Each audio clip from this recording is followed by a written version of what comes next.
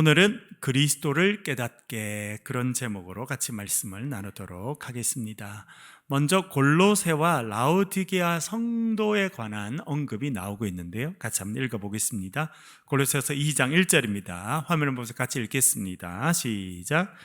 내가 너희와 라오디게아에 있는 자들과 무릇 내 육신의 얼굴을 보지 못한 자들을 위하여 얼마나 힘쓰는지를 너희가 알기를 원하노니. 아멘. 우리가 지금 골로새서를 읽고 있는데 2장 1절에 보니까 여기서 내가는 바울을 이야기한다고 이해할 수 있겠고요, 너희와는 골로새 교인들 이야기합니다. 그런데 그 다음에 좀 생소한 이름이 나오죠. 이름이 무엇입니까? 라오디게아에 있는 자들과. 그래서 지금 사도 바울이 골로새 교회에 편지를 보냈는데 같이 언급을 합니다. 너희와 라오디게아에 있는 자들과. 왜냐하면 이 지역이 그렇게 멀지 않기 때문입니다. 제가 지도를 잠깐 보여드릴게요. 화면을 보시고요. 지금 이것은 지금의 튀르키예, 이제 터키가 이름이 바뀌어서 튀르키예이지 않습니까? 그래서 아주 넓은 땅이고, 지금도 엄청 넓은 땅입니다. 그리고 지금 아래로 보이는 그 바다는 여러분들이 잘 아시는 지중해입니다. 지중해는 말 그대로 지중, 그러니까 땅에 둘러싸여 있는 바다라 가지고 아주 잔잔합니다. 거기에 지금 이제 튀르키예라고 하는 큰 나라가 보이고 있고, 그 빨간 표시가 되어 있는 거 보이시죠? 중남부, 여기가 골로새 교회가 있던 지역입니다. 지금도 골로새라고 검색을 하면 그대로 나오는, 지금도 비교적 여기는 사람들이 꽤 있는 그런 곳인데요. 그 다음 그림 넘겨주시고요. 자, 오른쪽 밑에 보면 골로새라는 지명이 표시되어 있죠. 그 왼쪽으로 조금 위로 가면 라오디게아라고 하는 것이 보이시죠. 지금은 이제 거의 사람들이 매로 살지 않습니다만, 바울 시대 때는 상당히 중요한 그런 도시 중에 하나가 라오디게아였습니다. 그래서 라오디게아 교회, 골로새 교회가 옆에 있다는 걸 알게 되겠고요. 위로 올라가면 파묵칼레라고 되어 있는 거 보이시죠? 파묵칼레. 여기는 아주 유명한 관광지입니다. 온천이 나고 아주 석회암, 이렇게 하얀 돌이 하얗게 이렇게 해서 거기에 가서 사람들이 온천도 하고, 그 돌 자체가 하얗게 돼 있어서 아주 많은 사람들이 요즘에도 이제 가는 곳이 파묵칼레. 이 사도 바울이 활동할 때는 그가 히에라폴리스라고 하는 지역이었습니다. 여기도 다 교회가 있었다고 이렇게 생각됩니다. 사도 바울이 전도를 통해서, 그리고 사도 바울을 따르던 제자들이 이쪽으로 많이 전도해서 골로새 교회, 라오디게아 교회, 히에라폴리스도 교회가 있었다고 이제 생각이 되는데요. 그래서 지금 골로새 편지를 보냈지만 라오디게아가 옆에 있는 도시이기 때문에 이 도시를 언급하고 있다는 것을 알게 됩니다. 그리고 여러분, 요한계시록에 나오는 7개 교회 중에 하나가 어디입니까? 라오디게아 교회라고 하는 것을 알고 있습니다. 이제 내려주시고요. 그래서 너희와는 이제 골로새에 있는 교인들을 말하고요, 라오디게아에 있는 자들은 라오디게아 교회를 말합니다. 무릇 내 육신의 얼굴을 보지 못한 자들을 위하여. 그러니까 사도 바울이 이 골로새와 라오디게아 지역은 2차 전도 여행 때, 그리고 3차 전도 여행 때 아마 들렀을 가능성이 있다, 이렇게 생각이 듭니다. 물론 이렇게 그게 그쳤다 구체적으로 이렇게 표현은 나오지 않는데요, 이제 3차 전도 여행을 마치고 돌아오면서는 또 그 근처를 지나게 되는데, 그래서 어떤 사람들은 이 골로새나 라오디게아에 있는 사람 중에 실제로 사도 바울을 보고 사도 바울의 집회에 참여했던 사람들도 있고, 보지 못하고 소문으로만 들었던 사람들도 있었다고 그렇게 생각이 됩니다. 그런데 그렇게 내 얼굴을 보았던 사람들이나 혹은 내 얼굴을 보지 못하고 나에 대한 소문만 들었던 사람들도 있는데, 그 뒤에 뭐라고 써 있냐면 얼마나 힘쓰는지를 너희가 알기를 원하노라. 그러니까 사도 바울이 자신의 얼굴을 알고 자신이 만나서 말씀을 드렸던 사람들뿐만 아니라 자기가 한 번도 보지 못했던 사람들을 위해서도 애쓰고 수고한다는 겁니다. 사도 바울만 그렇습니까? 우리도 그렇죠, 여러분. 저도 우리 교인들 가운데 어떤 분들은 이제 부모님, 또 어떤 분들은 자녀에 대한 기도 제목을 이야기하십니다. 저희들이 목회를 하면서 기도를 다 하죠. 어떤 사람은 저도 아직 한 번도 못 본 사람들도 많습니다. 그렇죠? 그래도 기도 제목을 내시면 같이 기도하고, 뭐 특별히 요즘에는 각 가정을 신방하니까 자녀, 그리고 그 자녀의 자녀, 손주들 기도 제목을 내시는데 위해서 기도하잖아요. 한 번도 못 봤어요. 그래도 우리가 간절히 기도하고, 그 어떤 사람이 뭐 우리 자녀가 이제 입시를 해야 된다면 또 그렇게 하고, 해외에 있는 자녀들도 있잖아요. 해외에 있는 자녀 누구 우리 애가 있고 그 애기에 또 누가 애가 있다. 그러면 또 기도도 하고, 그렇죠? 그런 것이 목회하는 거다, 그렇게 생각이 됩니다. 우리가 얼굴을 본 사람도 중요하지만 보지 못한 사람도 중요하고, 그런 사람들을 위해서 내가 얼마나 애쓰는지를 너희가 알 것이다, 그렇게 사도 바울이 말을 해주고 있습니다. 그리고 이 라오디게아가 바로 옆에 있었기 때문에 사실은 골로새에서 여러 번 언급되고 있는데요, 중요한 표현이 4장 6절에 나옵니다. 한번 읽어보겠습니다. 골로새 4장 6절 한번 읽어보겠습니다. 시작. 이 편지를 너희에게서 읽은 후에 라오디게아인의 교회에서도 읽게 하고, 또 라오디게아로부터 오는 편지를 너희도 읽으라. 아멘. 여기서 우리가 중요한 것 몇 가지를 알게 되는데요, 하나는 말씀드린 것처럼 골로새 교회가 있고 옆에 라오디게아 교회가 있었습니다. 그렇게 멀지 않은 교회였고 빈번한 교류가 있었다는 것을 알게 됩니다. 그런데 뭐라 그러냐면 이 편지를, 그러니까 지금 바울이 골로새 교회에 편지를 써서 보냈습니다. 그것이 골로새서라고 해서 우리가 갖고 있는데, 이 편지를 이라고 하는 것은 우리가 지금 읽고 있는 이 골로새서를 말합니다. 그런데 이 편지를 너희가 읽은 후에 어떻게 하라고 말합니까? 라오디게아인의 교회에도 읽게 하라. 그러니까 지금은 여러분 우리의 인쇄술이 발전돼 있어서 이런 성경책을 우리가 다 갖고 있고, 우리 집에 가면 여러분 책이 여러분 집에 최소한 몇 권은 있지요? 아무리 공부 안 하는 사람이도 집에 몇 권 책이 있지요, 여러분. 요즘에는 다 이렇게 책이 다 있습니다. 인쇄술의 발전으로 인해서 책이 보급이 쉬웠습니다만, 이 바울 당시의 책은요 대단히 귀하고 비싼 것이었습니다. 바울 당시에 글을 적으려면 어디다 적었을까요, 여러분? 그 당시 종이가 있었겠습니까? 이런 A4지 같은 종이가 있었겠습니까? 이것은요, 이 바울 이후로도 700년, 800년 지나야 만들어집니다. 아니, 뭐 수백 년은 지나야 이런 것이 보편화됩니다. 700년, 800년 지나서는 소문자가 발명됐을 때가 이제 700년, 800년. 그러니까 사도 바울이 이때 적을 때는 헬라어로 적되 전부 다 대문자로만 적었어요. 띄어쓰기도 없었습니다. 띄어쓰기 개념도 없고, 그리고 모든 것이 대문자밖에 없고, 이 600년, 700년, 800년 이렇게 돼야 소문자 사본이 이제 유행하게 되고 알려질. 그러니까 소문자, 여러분 영어도 대문자 소문자가 있죠. 헬라말도 대문자 소문자가 있는데 그것은 처음부터 개발된 것이 아니고 나중에 개발됩니다. 종이도 이것이 확산되게 된 것은 한참 뒤에 수백 년이 지나야 됩니다. 그러면 사도 바울 당시 때는 뭘로 글을 썼겠습니까? 제일 흔하게 쓸 수 있었던 것은 파피루스입니다. 파피루스. 파피루스는 지금도 나일강뿐만 아니라 아프리카도 그렇고 그런 지역에 나는 갈대 같은 거예요. 여러분 우리도 가면 갈대 있죠?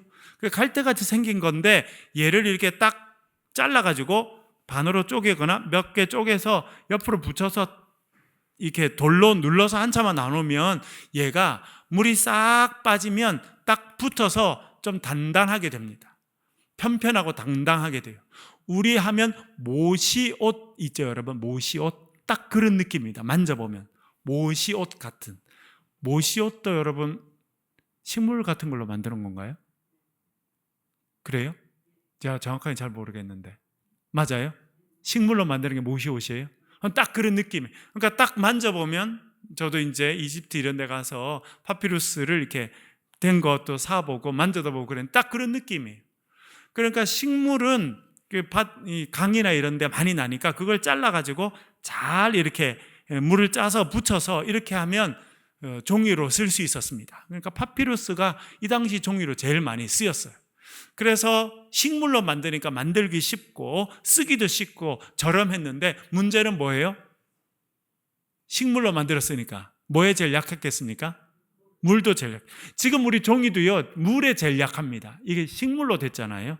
나무로 만들었으니까. 여러분, 여기다가 물을 딱 부어 보세요. 이게 금방 바뀌고 오래 가지 못합니다. 그래서 파피루스는 쓰기는 편했습니다만, 저렴하게 편하게 쓸 수 있었습니다만 훼손이 잘 됐어요. 찢어질 수도 있고 좀 어디 나눴다가 습기가 차면 그냥 썩어버릴 수도 있었습니다. 그래서 그런 단점을 개발하기 위해, 보충하기 위해서 만든 것은 동물의 가죽으로, 소 가죽, 양 가죽, 염소 가죽, 그런 가죽을 이제 잘 동물에게서 이렇게 잘 걷어내서 그거를 말리고 털을 다 제거하고 그 가공 과정을 거치면 이제 그 위에 글자를 쓸 수 있게 됩니다. 근데 이거는 아주 단단하죠. 가죽으로 됐으니까. 물이 있어도 피해가 적습니다. 그러니까 이거는 100년, 200년이 아니라 심지어 지금도 가보면 뭐 1000년, 2000년 이상 오랫동안 보존되는 것이 가죽으로 된 것입니다. 지금도 성경 가운데 가장 오래된 성경은요, 시내산 옆에 있는 수도원에서 발견된 시내산 사본이라고 하는, 그러니까 시내산, 모세가 올라갔던 호렙산을 시내산이라고 하잖아요. 그 근처에 시내 광야에, 완전히 사막이죠, 거기에 수도원이 있었어요. 성 캐서린 수도원이라고 지금도 가면 있습니다.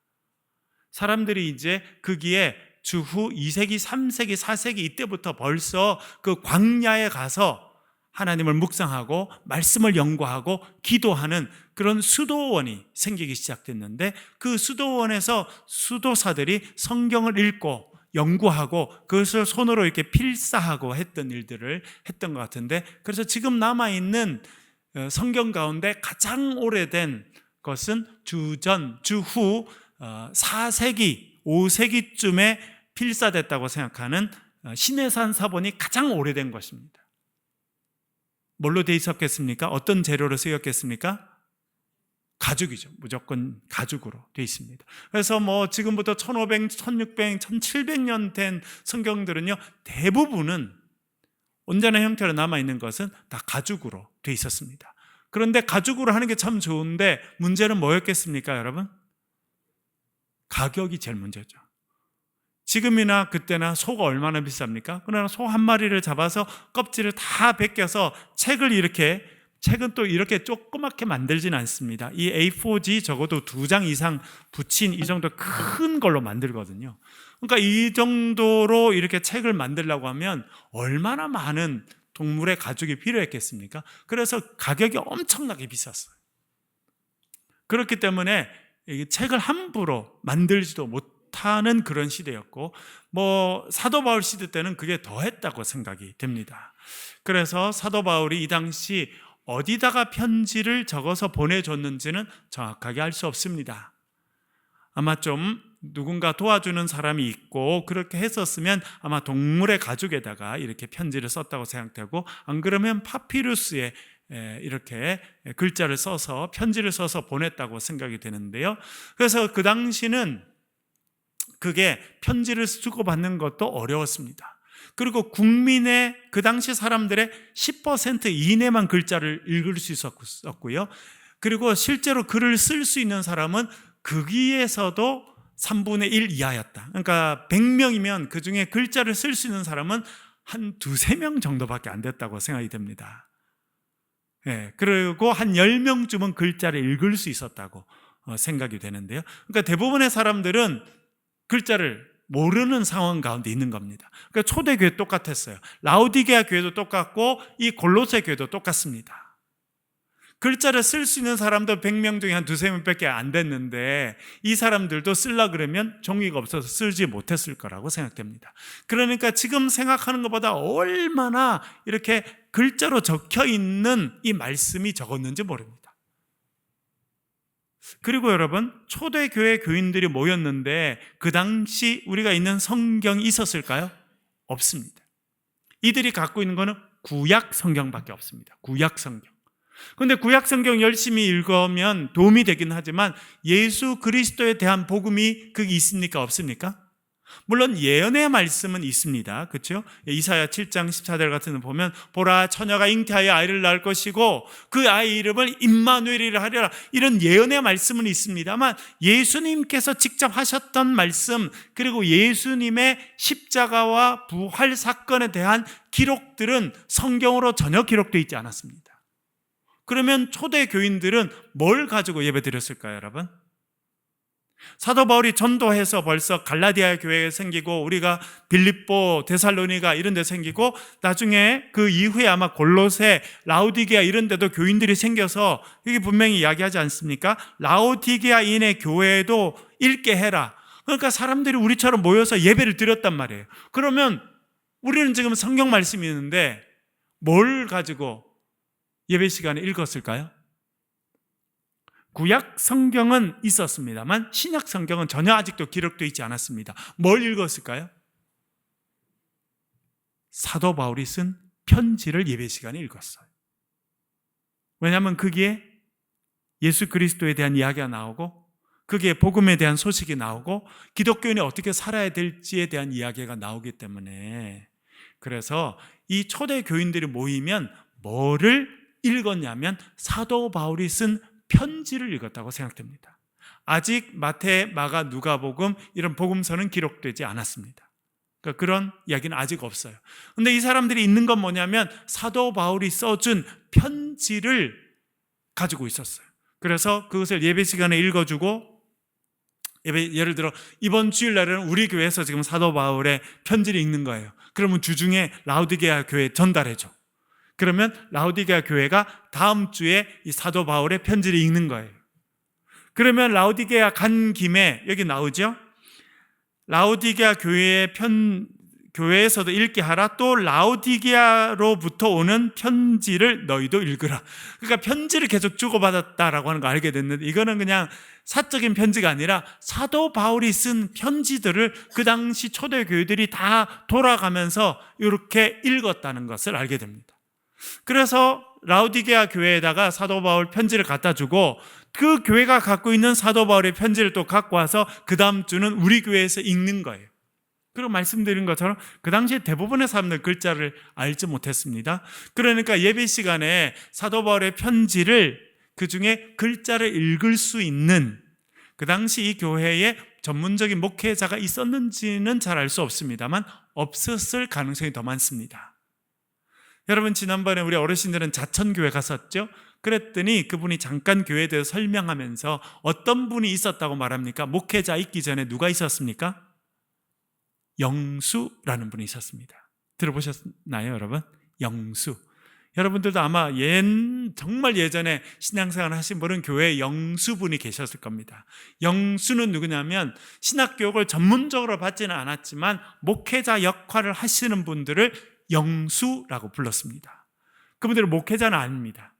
평신도 가운데 있는 분인데 교회의 존경을 받는 사람이고, 그래서 이분들이 그 선교사님들이 있고 초대교회 때 교회에 실제로 목회를 감당하고 예배를 인도하고 신방을 하고 그 목회자 역할을 했던 분이지만 전문적인 목회자가 아닌 분들을 영수라고 불렀습니다. 그러니까 우리나라에도 그런 분들이 초기에 있었어요. 그러니까 교회의 발전의 형태는 되게 비슷한 거죠. 그러니까 이 당시 골로새도 그렇고 라오디게아도 그렇고 그런 영수 같은 그런 교회, 평신도 교회의 리더죠. 그런 분들이 이제 편지를 받아오는 거예요. 또 전해주기도 하고. 그런데 교인들의 90%는 글자를 모르기 때문에 누군가 읽어줘야 됐습니다. 그렇죠? 읽어주는데 쭉 읽다가 보면 어려운 부분이 나오잖아요. 그러면 그 어려운 부분을 설명해 주는 겁니다. 그래서 뭐가 시작됐냐면 오늘날의 설교가 시작됐습니다. 오늘날의 설교는 그 당시 초대 교인들이 사도 바울의 편지를 갖고 와서 그 편지를 읽으면서 어려운 단어도 나오잖아요. 그러면 설명을 해주는 거예요. 설명을. 저도 여러분 요즘에 복음 노트를 아침마다 이렇게 하면 제가 어떤 데는 히브리어도 쓰고 헬라어도 해서 그 뜻이 이것입니다 이렇게 알려주잖아요. 그렇죠? 예, 그래서 이런 의미입니다 이렇게 설명하는 것과 마찬가지입니다. 제가 지금 하는 것도 말씀을 읽고 말씀을 설명해 드리는 중이잖아요. 이런 일들이 초대교회부터 시작되었다고 생각되고, 그래서 지금의 설교는 오늘 본문 나오는 여기 편지를 여기서 읽고 라우디게에 전해주고, 라우디게가 있던 편지를 갖고 와서 여기서 읽다가 어려운 단어나 표현들이 있으면 그것을 설명해주는, 그것을 통해서 설교가 시작됐다고 생각됩니다. 그러니까 사실은 지금 우리가 금방 읽은 골로새서 4장 6절은 대단히 그런 부분에서 중요한 정보를 알려주는 그런 구절이라 이렇게 생각해 볼 수 있겠습니다. 그리고 뭐 보면 사도 바울이 쓴 편지가 그렇게 많지 않았던 것 같은데 그때 그렇게 많이 돌아다녔을까요? 여러분, 사실은 우리 신약 성경에 사도 바울의 이름으로 된 성경이 몇 권 있습니까? 신약 27권 가운데 몇 권입니까? 13권이거든요. 13권. 예를 들어 고린도에 보낸 편지는 우리는 2개를 갖고 있습니다. 고린도전서, 고린도후서. 그런데 학자들이 연구해 보면 최소한 고린도에 보냈던 편지는 4개 이상이었다고 생각됩니다. 4개 이상. 그러니까 그 중에 어떤 것들은 우리에게 전달되지 않았어요. 그러나 최소한 4편 정도의 이상의 편지는 사도 바울이 고린도 교회에 보냈다고 생각되는데, 그중에 우리가 2개를 갖고 있습니다. 혹은 고린도 후서는 2개가 합쳐져서 하나의 편지가 됐을 수도 있겠다. 학자들은 여러 가지 의견을 냅니다만, 적어도 우리가 지금 갖고 있는 건 2개고요. 최소한 4개 이상은 썼다고 생각됩니다. 그리고 우리가 지금 갖고 있지 않은 것 가운데 사도 바울이 보냈던 편지들도 상당수가 있었을 가능성이 많다, 이렇게 생각이 됩니다. 그렇기 때문에 그 당시 우리가 지금 갖고 있는 바울의 이름으로 된 13개의 편지보다 훨씬 더 많은 편지가 있었다고 생각되고, 그리고 여러분 지금 뭐 골로새서 이런 데는 좀 짧고 빌레몬서는 한 장으로 되어 있습니다만, 예를 들어 로마서만 해도 얼마나 깁니까? 16장이나 돼 있으니까. 그래서 어떤 데는 뭐 예를 들어 로마서 처음부터 끝까지 다 있지 않고 쪽복음이라고 해서 그 중에 아마 일부만 적혀져 있던 것들도 편지의 형태로 많이 이렇게 교회에 전달되었다고 이렇게 생각이 되면, 이 사도 바울의 편지가 그 당시 상당히 많이 이렇게 교회들에게 전달돼서 읽혀져서 성경 역할을 하게 됐고, 결국은 나중에 이제 성경으로 인정받게 되었다 하는 것을 알 수 있는 중요한 구절입니다. 그렇게 애쓰고 수고했다고 말합니다. 나의 얼굴을 아는 사람을 위해서도 내가 애쓰지만 내 얼굴을 한 번도 보지 못하고 내가 쓴 편지로만 듣고 나를 아는 그 사람을 위해서도 내가 애쓰고 수고한다라고 하는 것을 말합니다. 그 이유가 무엇입니까? 왜 그렇게 하려는 것입니까? 그리스도를 깨닫게 하기 위함이다, 그렇게 말해주고 있는데요. 그 다음 구절 읽어보겠습니다. 2절과 3절 말씀을 한번 읽어보겠습니다. 2절 3절 같이 읽겠습니다. 시작. 이는 그들로 마음의 위안을 받고 사랑 안에서 연합하여 확실한 이해의 모든 풍성함과 하나님의 비밀인 그리스도를 깨닫게 하려 함이니 그 안에는 지혜와 지식의 모든 보화가 감춰져 있느니라. 아멘. 나를 얼굴로 아는 사람을 위해서도, 그리고 나를 한 번도 보지도 못한 사람들 위해서도 내가 애쓰고 수고하는 이유가 있다는 것입니다. 그 이유가 무엇이라고 말합니까? 2절 첫 번째 보면 뭐라 말합니까? 그들로 마음에 무엇을 받고요? 위안을 받는다. 위로받는다는 것입니다. 위로. 그래서 이때 쓰이는 단어가, 위로가 무슨 단어인가 찾아봤더니 헬라 말로는 파라칼레오라는 단어인데, 우리가 좀 전에 우리 권사님 인도해 주셔서 찬양할 때 마지막 바로 전에 찬양 보혜사라고 하는 단어가 들어있는 찬양했던 거 기억나시죠 여러분? 보혜사, 라고 하는 말 잘 알아야 됩니다. 왜냐하면 여기 청도 출신인 이만희라는 사람이 있는데 우리나라는 아주 힘들게 하고 많은 사람들을 지금 아주 복잡하고 힘들게 만드는, 우리나라를 상당히 병들게 만드는 사람 중에 하나 있는데 초등학교밖에 안 나왔어요. 이 청도에서 초등학교 졸업 끝, 그리고 다시는 정규 교육을 받지 않았는데, 그런데 이제 뭐 그 사람을 수십만 명이 따른다는 것은 참 우리나라가 병들었다 이런 생각을 저는 지울 수가 없습니다. 그러니까 이 사람은 초등학교밖에 안 나왔으니까 사실은 글자를 읽고 해석하는 것도 상당히 무리가 많았던 사람이라고 생각하는데, 그 사람이 그냥 성경을 읽은 거예요. 그러다가 이제 성경을 마음대로 풀이합니다. 뭐 정명석도 마찬가지고 여기 장기일자라는 사람도 마찬가지고 이제 뭐 수준이 많이 떨어지죠. 그러니까 신학 교육을 뭐 전문적으로 받지 않고, 뭐 여러분 뭐 대학 정도 공부한다고 다 알 것 같으죠? 여러분 대학 공부해 보니까 다 알게 됩니까? 제가 이제 그 학부 다닐 때는 미국의 유명한 대학에서 박사학위를 받고 온 교수님들은 막 하늘같이 보이더라고요. 저분들은 뭐 신학 박사고 하니까 다 알겠다 생각했어요. 제가 실제로 박사 받아보니까 얼마큼 아느냐면 조금 알기 시작한 거예요. 박사 받았다는 거는 이제 조금 알기 시작했다, 공부 방법을 좀 배웠다, 그 정도더라고요. 그러니 뭐 초등학교밖에 안 나온 사람이 성경 얼마나 알겠어요. 그 사람이 성경 열심히 읽고 마음대로 해석한 거예요. 그래서 많은 사람들을 아주 나쁜 길로 이끌어가는 겁니다. 여러분, 그래서 성경 읽는 거 중요하고 해석하는 거 중요한데 정말 기도하면서 잘해야 돼요. 그렇게 하지 않으면요, 성경 말씀으로 사람을 죽일 수가 있어요. 정말이라고요? 진짜예요. 여러분, 중세 교회 루터가 종교개혁하기 전에 그 사제들, 교황들 성경 읽었겠습니까? 안 읽었겠습니까? 읽었죠. 어떻게 해석했어요? 마음대로 해석했어요. 그래서 교회를 병들게 만들었습니다. 여러분, 남미나 이런 데 가보십시오. 지금 뭐 남미의 베네수엘라나 근데 뭐 처참하죠. 처참해. 근데 다 가톨릭 국가예요. 다 가톨릭 국가예요. 남미 100% 가톨릭 국가. 왜 그래요?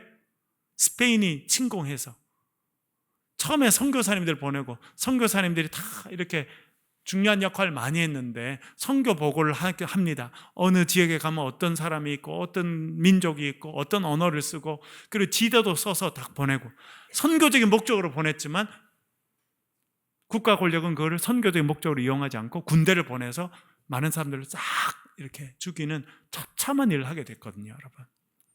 제가 미국에서 공부할 때 보니까 미국에 있는 흑인들은 오랫동안 바울 서신 잘 안 읽었더라고요. 바울 서신 잘 안 읽어. 왜냐하면 에베소서 이런 데 보면 종들아 내 주인에게 복종해라 이런 표현이 나오거든요.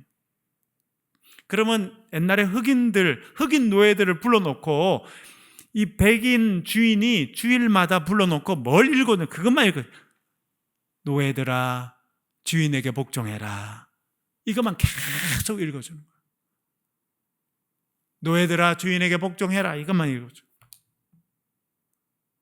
우리나라도 그런 적이 있었고, 세계 많은 독재자들은 또 성경 좋아하는 게 어디예요? 로마서 13장 국가 권력에게 복종해라, 그것만 계속 읽어주는 거예요.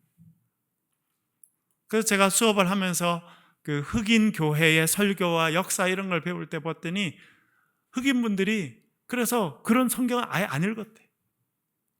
왜? 자기들이 이렇게 처참하게 노예로 사는 것을 바울이 인정해줬고 성경이 인정해줬다라고 백인 주인들이 계속 가르친 거예요. 그렇게 자기들이 이 흑인들을 계속 인간 이하 취급을 하는 그 정당성을 어디서 찾았냐면 성경에서 찾았어요. 심지어 그래서 생명의 성경이 그 사람들의 손에서 죽음의 도구가 됐다는 거예요. 이거는 여러분 정말 우리가 조심해야 될 일이에요. 성경 들고 있다고 다 생명을 살리는 사람 아닙니다, 여러분. 역사가 증명하는 거예요. 남미는 그런 역사가 너무 처참합니다. 선교사님들이 다 복음을 들고 들어가고 성경 갖고 들어갔는데 그분들이 지나가고 나면 총을 든 군인들이 와서 사람들 다 죽이는 처참한 역사가 오랫동안 반복됐어요. 그래서 여러분 성경은 잘 읽고 잘 해석해야 됩니다. 그래서 지식이 필요한 거예요. 잘 배워야 돼요. 공부를 해야 돼요. 무식한 사람이 성경을 들고 무식하게 읽고 자기 마음대로 해석하면요, 수백만 명을 죽일 수 있다니까요, 여러분. 그게 역사가 지금까지 이야기하는 겁니다. 그리고 참 슬프게도 그 역사는 반복적이라는 거예요. 여러분, 역대기를 읽어보고 열왕기를 읽어보면서 최근에 우리가 계속 묵상하면서 뭘 배웁니까? 제가요, 계속 깨닫게 되는 게 역사는 반복적이라는 거예요. 나쁜 씨가 뿌려지면 그 나쁜 씨는 잘 안 뽑히고 나쁜 씨는요 계속 자라고 수많은 사람들이 죽음으로 이르도록 하는 그런 쓴뿌리 역할을 끊임없이 한다는 거예요. 그래서 성경을 잘 읽어야 됩니다. 잘 해석해야 돼요. 이만희라는 사람이 보혜사를 보면서 함자로 써 있었겠죠. 보답한다는 보자고 은혜해자고 보호한다는 보호할 때 보를 쓰고 해는 은혜할 때 해를 쓰나 봐요. 사는 스승사, 그러니까 보혜사라고 하는 말이 한국말인데 그거를 꼭 한자로 옮긴 거예요. 그러면서 보호하다 할 때 보자를 쓰고 은혜할 때 해자를 쓰고 스승할 때 사자를 써가지고 보혜사는 어떤 분이냐, 은혜로 보답하는 사람이다, 스승이다. 그래서 자기를 보혜사라고 스스로 부른 거예요. 내가 은혜로 너희들을 보호해주고 도와주니까 내가 보혜사다. 그래서 이만희 지가 스스로 보혜사가 되고 지가 스스로 성령이 됐어요. 그걸 믿는 사람이 수십만 명이라니까요. 그래서 내가 참 무식하니까 결론은 똑같다. 그렇죠? 여러분, 보혜사가 뭡니까? 헬라 말로 파라클레토스라고 하는 말이거든요. 파라는 옆에 있다는 뜻이고 클레토스는 칼레오라고 부르다 말하다라고 하는 단어에서 나왔습니다. 오늘 여기서 말해서 마음의 위안을 받았다라고 할 때 이 위안을 받다라고 하는 말이 파라칼레오라고 하는 말인데요. 여기서 보혜사라는 말이 나온 것입니다. 그러니까 보혜사는 어떤 의미냐면 옆에서 우리를 불러주시는 분, 옆에서 우리를 말씀해 주시는 분, 그런 의미예요. 여러분, 내가 힘들고 어렵습니다. 조그만 아이가 되게 외롭게 힘들어요. 그러면 엄마가 옆에서 그걸 안아주죠. 껴안아주고 타둑거려주죠. 우리도 조그만 아이, 우리 애 둘이 조그만 때 어떤 데는 자다가 벌떡 일어나서 막 울더라고요. 왜 그런지, 무서운 꿈을 꿨는지. 그럼 어떻게 해요, 여러분? 네 문제 네가 해결해라. 그렇게 하나요, 여러분? 어떻게 해요? 엄마가 달려가서, 아빠가 저도 밤에 가서 애들 이렇게 껴안아주고 어깨를 두드려주고 괜찮다고, 괜찮아, 무서운 꿈 꿨는데 괜찮아 하면서 어떤 데는 노래도 불러주고, 그렇죠? 이렇게 다독거려주고, 그러면 애가 다시 잠을 들고 마음의 평안을 얻으니까.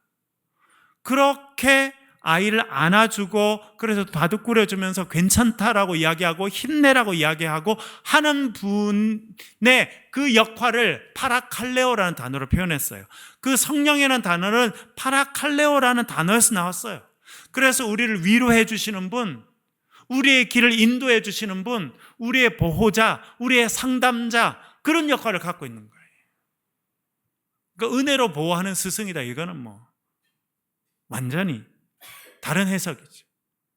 그러니까 무식한 사람이 성경을 확신 있게 읽으면 수많은 사람을 죽이는 도구가 됩니다. 그래서 우리가 참 성경을 읽고 해석하는 거 참 어려운 일이다. 저도 전문적으로 성경을 읽고 해석하는 훈련을 받은 사람이고 교회에서도 가르치게 되고 또 학교에서도 목회자 될 사람들을 이렇게 훈련하는 일들을 맡겨주셔서 그런 일을 할 때 참 두렵고 떨리고 참 그런 마음입니다. 빌립보서에서 말하잖아요. 두렵고 떨림으로 너희 구원을 이루라. 사도 바울이 그렇게 말합니다. 두렵고 떨림이 있어야 된다는 거예요. 하나님 말씀을 읽고 해석하고 하나님 말씀을 읽을 때요, 두려움이 있어야 되고 떨림이 있어야 되고 정말 하나님 나를 도와주셔서 말씀의 뜻을 깨닫게 도와주십시오라고 하는 그런 마음이 있어야 돼요. 그렇지 하지 않으면 하나님의 생명의 말씀이 독재자들의 손이나 정말 나쁜 사람들의 손에 가서는 죽음의 글이 된다는 거예요. 다행히 우리는 그런 비극적인 역사가 우리나라에 없었습니다. 선교사님이 들어오고 그 선교사님을 따라서 군대가 들어와서 우리나라가 처참히 살해되는 일은 우리나라는 없었어요. 오히려 선교사님이 와서, 여러분 대구 지역도 보세요. 선교사님이 들어와서 뭘 했습니까? 개성학교를 세우고 그 조선시대 때 소외받았던 여성들을 위해서 신명학교를 세우고 선교사님들이 헌신하고 선교사님 사모님들이 미국에서 다 엘리트로 공부한 분들이 와가지고 그 자기들이 공부한 것들을 여학생들 다 불러놓고 한 번도 교육받지 못했던 그 여학생들에게 꿈을 심어주고 비전을 심어주고. 그렇죠, 여러분? 그래서 다른 생각을 하는 사람들이 되게 된 거예요. 그래서 3월 8일 날 1919년 3월 1일 날 서울에서 해방운동이 이뤄지고 일주일 뒤인 3월 8일 날 대구에서 대구 서문시장에서 독립선언서를 읽게 되고 독립운동을 하게 되는데 누가 주동적인 역할을 합니까? 개성학교, 신명학교 학생들이었어요. 이 학생들이 이런 저고리 안에 이렇게 태극기를 집어넣어가지고 그래서 가져가서 하고 뭐 그런 일을 했더라고요. 여러분, 선교사님들이 와서 그런 일을 한 거예요. 참 감사한 거는 우리나라가 어떻게 20세기에 이렇게 기독교 국가로 성장하고 수많은 선교사를 내보는 게 됐느냐. 참 생각하면 하나님 은혜 중에 하나예요. 우리는요, 선교사님들이 와서 우리를 계몽해주고 살려주고, 여기 동산병원 마페 선교사님의 네 번째 아들 마포 화열 목사님이, 마페 화열 박사님이 40몇 년 동안 헌신했어요. 그렇죠, 여러분? 전생에 자기가 의사 된 다음에 전생애를 여기서 다 보낸 거예요. 그래서 그 혜택을 우리가 누리고 있는 것입니다. 그래서 우리나라가 60년, 70년, 80년에 가면서 폭발적인 기독교 성장을 할 수 있었고, 우리가 그래도 건강한 교회가 돼서 교회가 성장할 뿐만 아니라 전 세계 선교사를 보내서 선교활동을 할 수 있었던 이유는요, 불행한 역사가 없었어요. 기독교가 들어오고 그 다음에 군대가 와서 사람을 학살하는 그런 일이 없었기 때문이다 라고 또 중요하게 평가할 수 있습니다. 그것이 어떻게 보면 우리에게 주신 복이에요. 그런데 이 시대에 우리가 말씀이 많이 사라지고 있습니다. 우리 젊은이들이 말씀 안 보죠? 여러분 말씀 열심히 보고 있습니까? 그래서 제가 복음 노트를 하고 우리 아이들에게도 이번에 사순절을 지나면서 애들이 한 줄이라도 성경을 읽고 쓰도록 그렇게 하는 중요한 이유가 그게 있습니다. 말씀이 사라지면 아이들의 마음이 공허하게 되고, 그러면 정말 이만이나 정명석이나 이상하게 성경을 해석하는 그런 사람들 이야기를 듣고 자극적으로 풀이해서 하는 그런 이야기를 또 따라가면 죽음의 길로 가게 돼 있다니까요. 보혜사라고 하는 말이 파라클레토스인데 파라칼레오라고 하는 말에서 나왔는데, 오늘 여기서 마음의 위안을 받고 라고 할 때 위안을 받는다라고 하는 말이 그게서 나온 거예요. 사도 바울이 애쓰고 수고한 것은 무엇이냐면 너희들이 마음의 위안을 받게 하기 위함이다, 그렇게 말해주고 있고요. 사랑 안에서 연합하기 위함이다. 연합하는 거 중요합니다. 제가 최근에 여러 책도 보고 동영상도 보고 여러 가지를 봅니다. 왜냐하면 에티오피아 제가 최근에 갔다 왔는데 옆에 수단이 지금 내전이 일어나서 사람들이 이렇게 싸우고 있잖아요. 그렇죠? 망하는 나라의 특징이 있더라고요. 뭔지 아세요, 여러분? 자기들끼리 싸우면 그 나라는 반드시 망하게 돼 있습니다. 반드시. 외부로부터의 공격이 있어도 내부가 딱 단합이 되면요, 살 수 있어요. 우리나라 임진왜란 때 얼마나 많은 일본 군인들이 와서 공격했습니까? 부산포가 무너지고 진주성이 무너지고, 여러분 여기 한양까지 가는데 불과 20일밖에 안 걸립니다. 싹.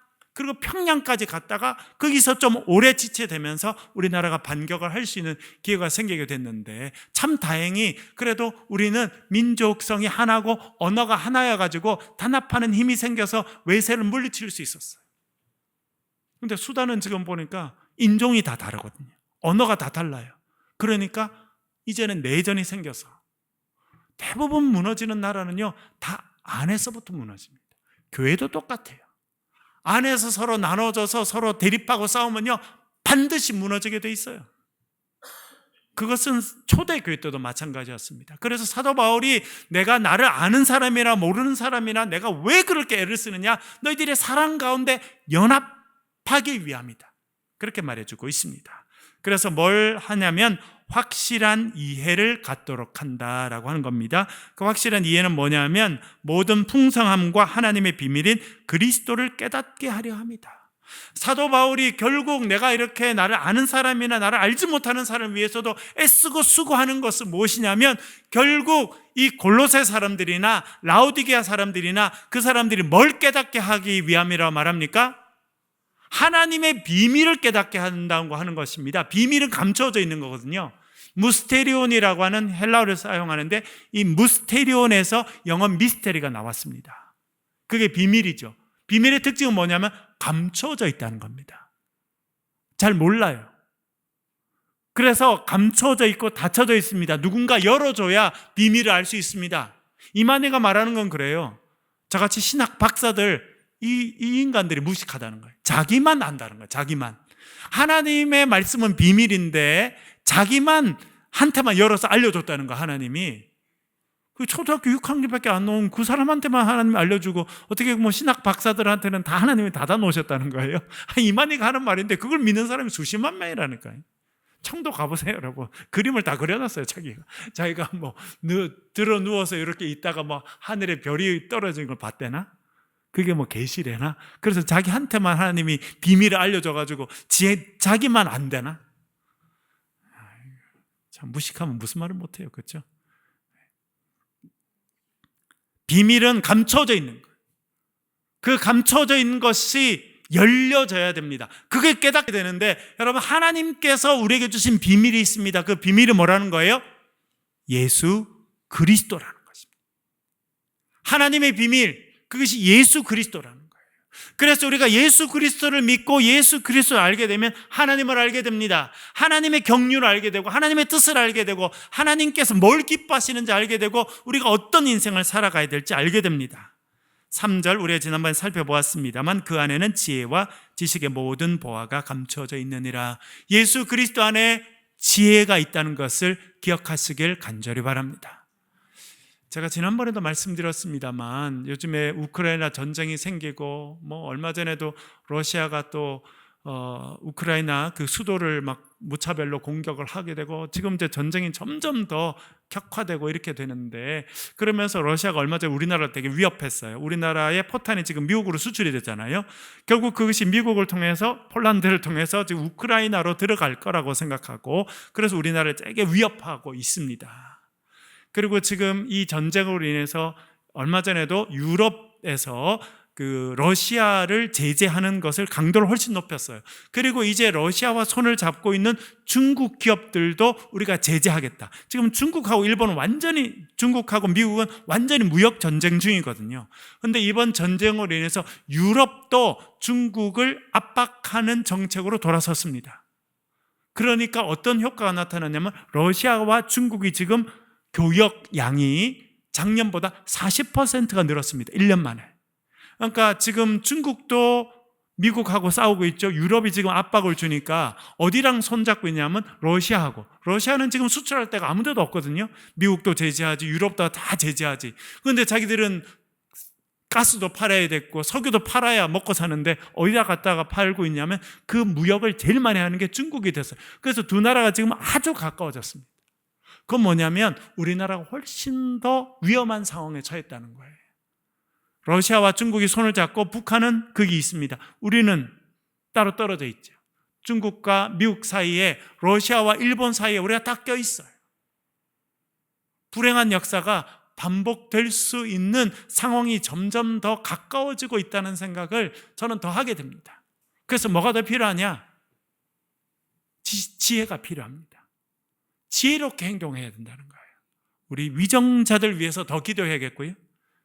우리를 이끌어가는 정치 지도자들, 경제 지도자들, 사회 지도자를 위해서 더 해야겠고 우리 교회가 더 깨어서 기도해야겠습니다. 그 지혜를 얻어야 됩니다. 그거는요, 지식을 많이 갖춘다고, 물론 지식이 쌓여야 지혜 단계로 갈 수 있습니다만 지식이 가득 차다고 지혜로 반드시 가지는 않습니다. 많은 지혜는 어디서 있습니까? 우리가 믿고 있는 것, 하나님께서 지혜를 주신다. 하나님이 지혜의 근본이시다. 우리가 믿고 있습니다. 그리고 그 지혜가 어디 있느냐? 예수 그리스도 안에 있다는 것입니다.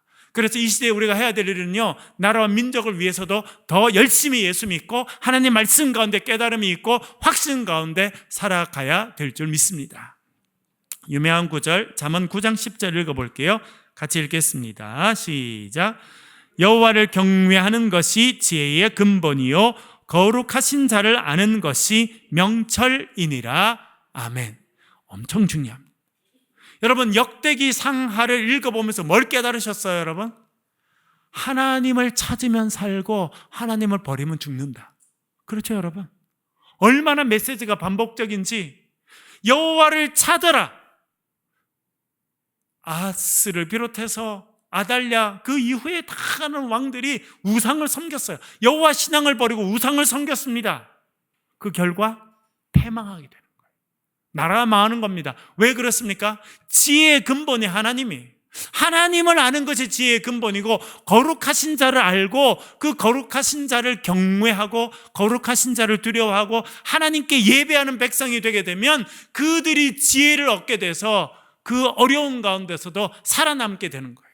그때가 다윗 시대였고 솔로몬의 초기였습니다. 그래서 이스라엘 역사에서 가장 강력한 시대는요, 다윗 시대고 솔로몬 초기였습니다. 왜요? 그때는 여호와를 아는 지식이 넘쳤어요. 제사장들과 레위인들이 하나님께 예배를 드리고, 오늘 아침에도 여러분 묵상한 거 들어보셨죠, 여러분? 뭘 하던가요? 느헤미야가 돌아와서 하는 게 뭐든가요? 성전을 스룹바벨에 세우고, 느헤미야 와서 성전 그 예루살렘 성벽을 다 세우고 성벽 봉헌식을 할 때 누굴 제일 먼저 세우던가요? 레위인들, 찬양대를 세워서. 왜? 하나님께 영광을 올려드리는 그 일이 제일 중요하다는 거예요. 여호와를 영화롭게 하고 하나님께 예배하고, 하나님 우리가 주의 백성입니다, 우리를 도와주십시오, 그래야 민족이 산다는 걸 아니까 느헤미야가 돌아와서 그 일을 한 것입니다. 여러분, 우리나라가 점점 쉽지 않은 시대로 가고 있다는 것을 우리가 영적으로 깨달아야 돼요. 그래서 우리가 이 시대에 해야 될 것은 예수 그리스도를 더 잘 알고 하나님의 말씀을 더 깊이 묵상하고 깨닫고 우리 자녀들에게 가르치고, 우리가 이 말씀대로 살아갈 때 하나님께서 주신 지혜로 이 어려움들을 극복하고 하나님 주신 축복의 통로로 살아가게 될 줄로 믿습니다. 그렇게 살아가신 저와 여러분 되시길 간절히 바랍니다. 우리 기도하겠습니다.